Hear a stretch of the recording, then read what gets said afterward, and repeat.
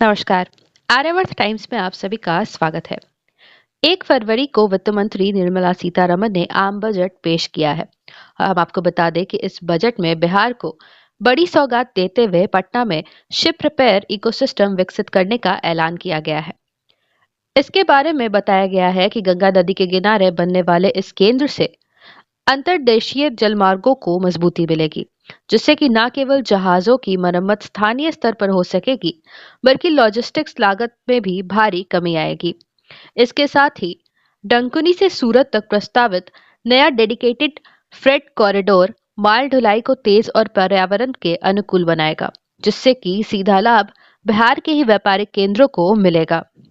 इसी के साथ इस इंफ्रास्ट्रक्चर को और विस्तार देते हुए बजट में वाराणसी से सिलीगुड़ी के बीच एक नई हाई स्पीड रेल कॉरिडोर की घोषणा भी की गई है और इस कॉरिडोर का रूट बिहार से होकर गुजरने की संभावना है, जो कि राज्य में कनेक्टिविटी के एक नए युग की शुरुआत भी करेगा।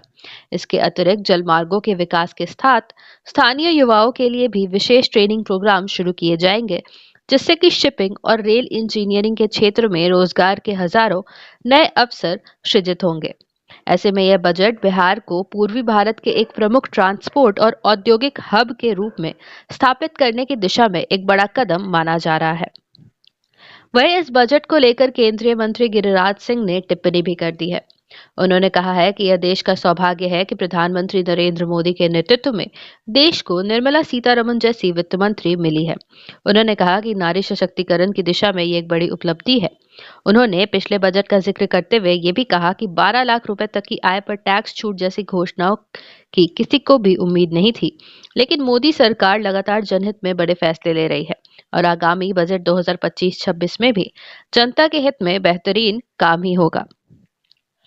गौरतलब है कि पिछले बजट में भी केंद्र ने बिहार पर विशेष ध्यान दिया था, जहां उन्होंने बिहार के 80% उत्पादन को देखते हुए विशेष मखाना बोर्ड की स्थापना की भी घोषणा की थी। इसके अलावा काशी विश्वनाथ के तर्ज पर विष्णुपद मंदिर गया और महाबोधि मंदिर बोधगया कॉरिडोर के विकास का संकल्प लिया गया था।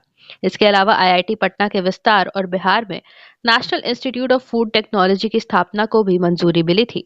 साथ ही साथ नए ग्रीनफील्ड हवाई अड्डे के विकास और बिहटा एयरपोर्ट के निर्माण को गति देने की भी बात की गई थी।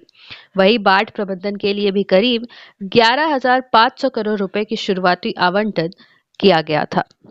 ऐसे में अब वित्त मंत्री ने साल 2026 में भी पटना में शिप रिपेयर इकोसिस्टम और Varanasi Siliguri high speed rail corridor की घोषणा करके बिहार को बड़ी सौगात दे दी है और इन परियोजनाओं से राज्य में कनेक्टिविटी तो बेहतर होगी ही, साथ ही साथ माल ढुलाई की लागत घटेगी और जलमार्ग क्षेत्र में युवाओं के लिए ट्रेनिंग व रोजगार के नए अवसर भी पैदा होंगे।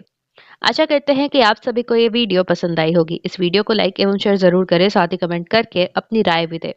साथ ही ऐसी और अपडेट्स पाने के लिए हमारे चैनल आर्यावर्त टाइम्स को जरूर सब्सक्राइब करें। धन्यवाद।